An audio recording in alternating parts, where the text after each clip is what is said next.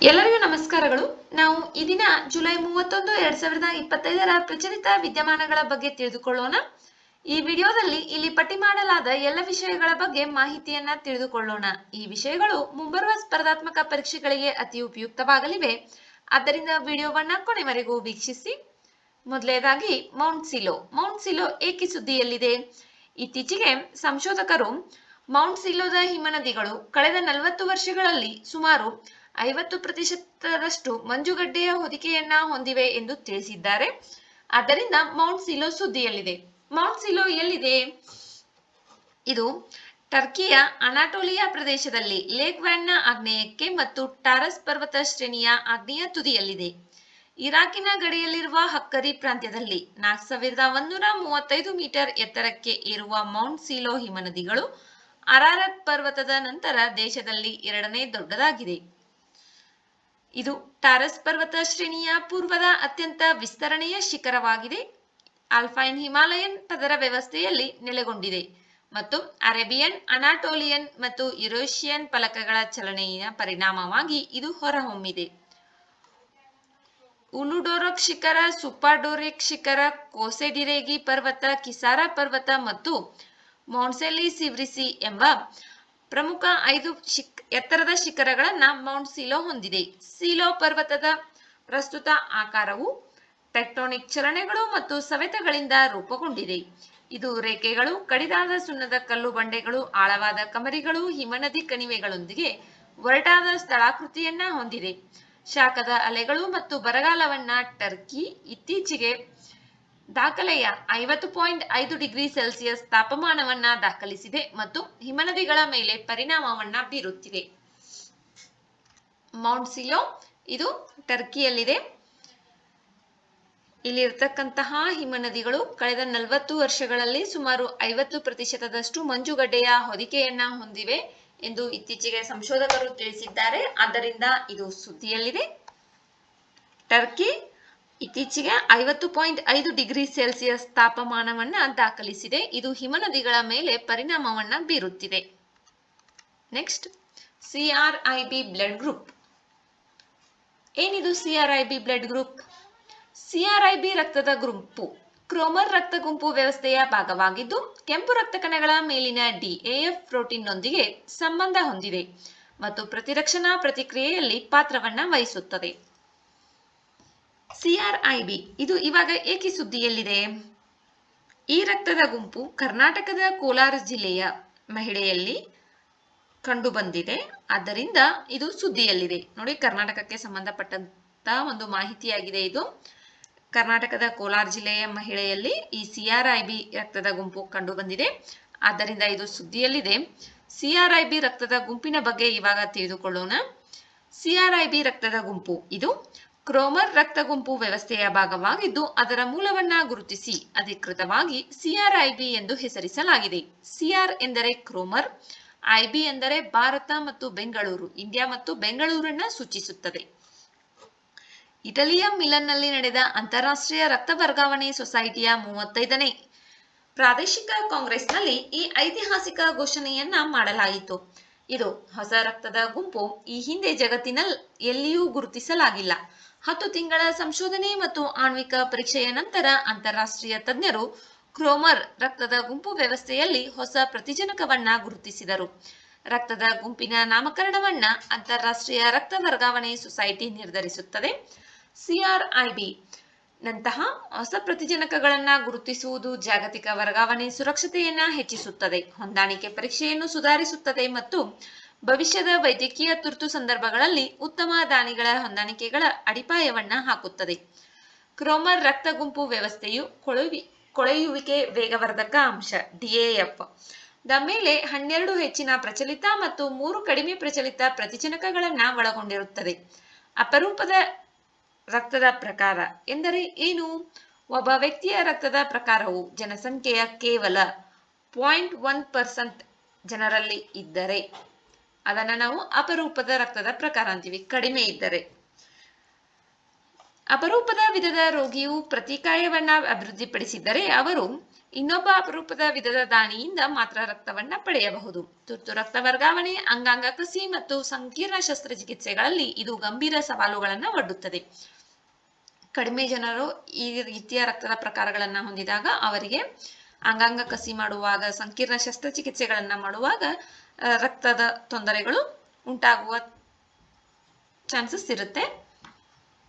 CRIB, CR ಎಂದರೆ ಕ್ರೋಮರ್, IB India ಮತ್ತು ಬೆಂಗಳೂರು. ಇತ್ತೀಚೆಗೆ ಒಂದು ರಕ್ತದ ಗುಂಪು ಅದು ಕರ್ನಾಟಕದ ಕೋಲಾರದ ಮಹಿಳೆಯಲ್ಲಿ ಕಂಡು ಬಂದಿದೆ, ಆದ್ದರಿಂದ ಇದು ಸುದ್ದಿಯಲ್ಲಿದೆ. ನೆಕ್ಸ್ಟ್, ತ್ರಯಂಬಕೇಶ್ವರ ಶಿವ ದೇವಾಲಯ. ಇದು ಮಹಾರಾಷ್ಟ್ರ ರಾಜ್ಯದಲ್ಲಿರುವಂತಹ ಒಂದು ದೇವಾಲಯವಾಗಿದೆ. ಇದು ಇವಾಗ ಏಕೆ ಸುದ್ದಿಯಲ್ಲಿದೆ ಎಂಬುದನ್ನು ತಿಳಿದುಕೊಳ್ಳೋಣ. ನಾಸಿಕ್ ಗ್ರಾಮೀಣ ಪೊಲೀಸರು ಇತ್ತೀಚೆಗೆ ಪ್ರಸಿದ್ಧ ತ್ರಯಂಬಕೇಶ್ವರ ಶಿವ ದೇವಾಲಯದಲ್ಲಿ ದರ್ಶನ ಪಾಸ್ಗಳನ್ನು ಒಳಗೊಂಡ ಪ್ರಮುಖ ಕಪ್ಪು ಮಾರುಕಟ್ಟೆ ಜಾಲವನ್ನ ಬಯಲಿಗೆಳೆದಿದ್ದಾರೆ. ಆದ್ದರಿಂದ ಇದು ಸುದ್ದಿಯಲ್ಲಿದೆ. ಇವಾಗ ನಾವು ತ್ರಯಂಬಕೇಶ್ವರ ಶಿವ ದೇವಾಲಯದ ಬಗ್ಗೆ ತಿಳಿದುಕೊಳ್ಳೋಣ. ತ್ರಯಂಬಕೇಶ್ವರ ಶಿವ ದೇವಾಲಯ ಇದು ಮಹಾರಾಷ್ಟ್ರದ ನಾಸಿಕ್ ಜಿಲ್ಲೆಯ ತ್ರಯಂಬಕ ಪಟ್ಟಣದಲ್ಲಿರುವ ಶಿವನಿಗೆ ಅರ್ಪಿತವಾದ ಪ್ರಸಿದ್ಧ ಹಿಂದೂ ದೇವಾಲಯವಾಗಿದೆ. ನಾಸಿಕ್ ನಗರದಿಂದ 28 ಕಿಲೋಮೀಟರ್ ದೂರದಲ್ಲಿದೆ. ಇದು ಗೋದಾವರಿ ನದಿ ಹರಿಯುವ ಬ್ರಹ್ಮಗಿರಿ ಪರ್ವತದ ಬಳಿ ಇದೆ. ಇದನ್ನು ಯಾರು ಸ್ಥಾಪಿಸಿದರು ಮತ್ತು ಯಾವಾಗ ಸ್ಥಾಪಿಸಿದರು? ಇದನ್ನ 3ನೇ ಪೇಶ್ವೆ ಬಾಲಾಜಿ ಬಾಜಿರಾವ್ ಅವರು 1740ರಿಂದ 1760ರ ಕಾಲಾವಧಿಯಲ್ಲಿ ಸ್ಥಾಪಿಸಿದರು. ತ್ರಯಂಬಕೇಶ್ವರ ಶಿವ ದೇವಾಲಯದ ವಾಸ್ತುಶಿಲ್ಪವು ಸಾಂಪ್ರದಾಯಿಕ ಹಿಂದೂ ದೇವಾಲಯ ವಿನ್ಯಾಸ ಮತ್ತು ವಿಶಿಷ್ಟ ಸ್ಥಳೀಯ ಅಂಶಗಳೊಂದಿಗೆ ಮಿಶ್ರಣವನ್ನ ಪ್ರತಿಬಿಂಬಿಸುತ್ತದೆ.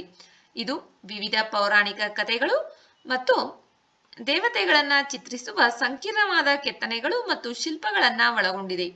ದೇವಾಲಯ ಸಂಕೀರ್ಣವು ವಿವಿಧ ದೇವರು ಮತ್ತು ದೇವತೆಗಳಿಗೆ ಮೀಸಲಾಗಿರುವ ಇತರ ದೇವಾಲಯಗಳನ್ನು ಸಹ ಒಳಗೊಂಡಿದೆ. ತ್ರಯಂಬಕೇಶ್ವರ ದೇವಾಲಯದ ಒಂದು ವಿಶಿಷ್ಟ ಲಕ್ಷಣ ಏನೆಂದರೆ ಗರ್ಭಗುಡಿಯಲ್ಲಿ ಪ್ರತಿಷ್ಠಾಪಿಸಲಾದ 3 ಲಿಂಗಗಳು. ಇವು ಶಿವನ ಸಾಂಕೇತಿಕ ನಿರೂಪಣೆಗಳಾಗಿವೆ.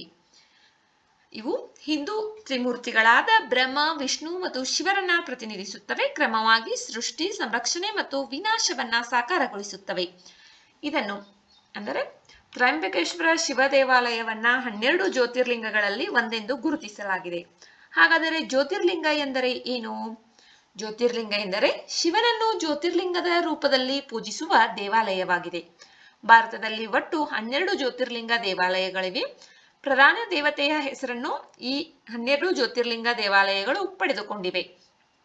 ಪ್ರತಿಯೊಂದು ಶಿವನ ವಿಭಿನ್ನ ಅಭಿವ್ಯಕ್ತಿ ಎಂದು ಪರಿಗಣಿಸಲಾಗಿದೆ. ಪ್ರತಿ ಜ್ಯೋತಿರ್ಲಿಂಗ ದೇವಾಲಯವನ್ನ ಶಿವನ ವಿಭಿನ್ನ ಅಭಿವ್ಯಕ್ತಿ ಎಂದು ಪರಿಗಣಿಸಲಾಗಿದೆ. ಭಾರತದಲ್ಲಿರುವಂತಹ 12 ಜ್ಯೋತಿರ್ಲಿಂಗ ದೇವಾಲಯಗಳು ಯಾವುವು ಎಂಬುದನ್ನು ತಿಳಿದುಕೊಳ್ಳೋಣ. ಗುಜರಾತ್ನ ಗಿರ್ನಲ್ಲಿರುವ ಸೋಮನಾಥ ಜ್ಯೋತಿರ್ಲಿಂಗ ದೇವಾಲಯ, ಆಂಧ್ರ ಪ್ರದೇಶದ ಶ್ರೀಶೈಲದಲ್ಲಿರುವ ಮಲ್ಲಿಕಾರ್ಜುನ ದೇವಾಲಯ, ಮಧ್ಯಪ್ರದೇಶದ ಉಜ್ಜಯಿನಿಯಲ್ಲಿರುವ ಮಹಾಕಾಳೇಶ್ವರ ದೇವಾಲಯ, ಮಧ್ಯಪ್ರದೇಶದ ಖಾಂಡ್ವಾದಲ್ಲಿರುವ ಓಂಕಾರೇಶ್ವರ ದೇವಾಲಯ. ನೆಕ್ಸ್ಟ್, ಜಾರ್ಖಂಡ್ನ ದಿಯೋಗರ್ನಲ್ಲಿರುವ ಬೈದ್ಯನಾಥ ದೇವಾಲಯ, ಮಹಾರಾಷ್ಟ್ರದ ಭೀಮಾಶಂಕರ ದೇವಾಲಯ, ತಮಿಳುನಾಡಿನ ರಾಮೇಶ್ವರಂನಲ್ಲಿರುವ ರಾಮನಾಥ ಸ್ವಾಮಿ ದೇವಾಲಯ, ಗುಜರಾತ್ನ ದ್ವಾರಕಾದಲ್ಲಿರುವ ನಾಗೇಶ್ವರ ದೇವಾಲಯ, ಉತ್ತರ ಪ್ರದೇಶದ ವಾರಣಾಸಿಯಲ್ಲಿರುವ ಕಾಶಿ ವಿಶ್ವನಾಥ ದೇವಾಲಯ, ಮಹಾರಾಷ್ಟ್ರದ ನಾಸಿಕ್ನಲ್ಲಿರುವ ತ್ರಯಂಬಕೇಶ್ವರ ದೇವಾಲಯ, ಉತ್ತರಾಖಂಡದ ರುದ್ರಪ್ರಯಾಗ್ನಲ್ಲಿರುವ ಕೇದಾರನಾಥ ದೇವಾಲಯ, ಮಹಾರಾಷ್ಟ್ರದ ಔರಂಗಾಬಾದ್ನಲ್ಲಿರುವ ಕೃಷ್ಣೇಶ್ವರ ದೇವಾಲಯ. ಇವೆಲ್ಲವೂ ಭಾರತದಲ್ಲಿರುವ 12 ಜ್ಯೋತಿರ್ಲಿಂಗಗಳಾಗಿವೆ. Next, Barbados thread snake. Barbados thread snake Leptotyphlopidae ಕುಟುಂಬಕ್ಕೆ ಸೇರಿದ ಒಂದು ಸಣ್ಣ ಹುಳುಗಳಂತಹ ಹಾವು ಮತ್ತು ಇದನ್ನ ವಿಶ್ವದ ಅತ್ಯಂತ ಚಿಕ್ಕ ಹಾವುಗಳಲ್ಲಿ ಒಂದೆಂದು ಪರಿಗಣಿಸಲಾಗಿದೆ. ಇದು ಇವಾಗ ಏಕೆ ಸುದ್ದಿಯಲ್ಲಿದೆ? ಇದು ಕಣ್ಮರೆಯಾಗಿತ್ತು. ಇತ್ತೀಚೆಗೆ ಇದು ಕಂಡು ಬಂದಿದೆ. ಯಾವ ರೀತಿ ಕಣ್ಮರೆಯಾಗಿತ್ತು ಎಂದರೆ ಇದು ಯಾವುದೇ ರೀತಿಯ ಪಳೆಯುಳಿಕೆಗಳು ಉಳಿದಿಲ್ಲ, ಈ ಜೀವಿ ಇಲ್ಲವೇ ಇಲ್ಲ ಎಂಬುದಷ್ಟು ಕಣ್ಮರೆಯಾಗಿತ್ತು. ಇದು ಇವಾಗ ಮತ್ತೆ ಕಾಣಿಸಿಕೊಂಡಿದೆ, ಆದ್ದರಿಂದ ಇದು ಸುದ್ದಿಯಲ್ಲಿದೆ. ಇದು ಲೆಪ್ಟೋಟೈಪ್ಲೋಪಿಡೆ ಎಂಬ ಕುಟುಂಬಕ್ಕೆ ಸೇರಿದಂತಹ ಒಂದು ಸಣ್ಣ ಹಾವು. ಈ ಹಾವು ಕುರುಡಾಗಿದೆ, ನೆಲವನ್ನ ಕೊರೆಯುತ್ತದೆ, ಗೆದ್ದಲು ಮತ್ತು ಇರುವೆಗಳನ್ನ ತಿನ್ನುತ್ತದೆ, ಒಂದೇ ಒಂದು ತೆಳುವಾದ ಮೊಟ್ಟೆಯನ್ನ ಇಡುತ್ತದೆ. ಬಾರ್ಬಡೋಸ್ ಥ್ರೆಡ್ ಸ್ನೇಕ್ನ ಗರಿಷ್ಠ ವಯಸ್ಕ ಹಾವಿನ ಉದ್ದ ಕೇವಲ 10.4 ಸೆಂಟಿಮೀಟರ್ ಮತ್ತು ಸರಾಸರಿ ತೂಕ 0.6 ಗ್ರಾಂ. ಇವು ಒಂಟಿಯಾಗಿ ಪಳೆಯುಳಿಕೆ ಜೀವಿಗಳಾಗಿದ್ದು ಇವು ಬಿಲತೆಗೆಯಲು ಹೊಂದಿಕೊಳ್ಳುತ್ತವೆ. ಇವು ರಾತ್ರಿಯ ಪ್ರಾಣಿಗಳಾಗಿದ್ದು ಹಗಲಿನಲ್ಲಿ ಸಾಮಾನ್ಯವಾಗಿ ಬಂಡೆಗಳ ಕೆಳಗೆ ಅಡಗಿಕೊಳ್ಳುತ್ತವೆ. ಇವುಗಳ ಆಹಾರ ಆದ್ಯತೆಗಳಿಂದಾಗಿ ಇವು ಹೆಚ್ಚಾಗಿ ಇರುವೆ ಮತ್ತು ಗೆದ್ದಲು ಗೂಡುಗಳ ಬಳಿ ಕಂಡುಬರುತ್ತವೆ. ಈ ಹಾವುಗಳು ಉತ್ಪಾದಿಸುವ ಫೆರೋಮೋನ್ಗಳಿಂದ ಗೆದ್ದಲುಗಳ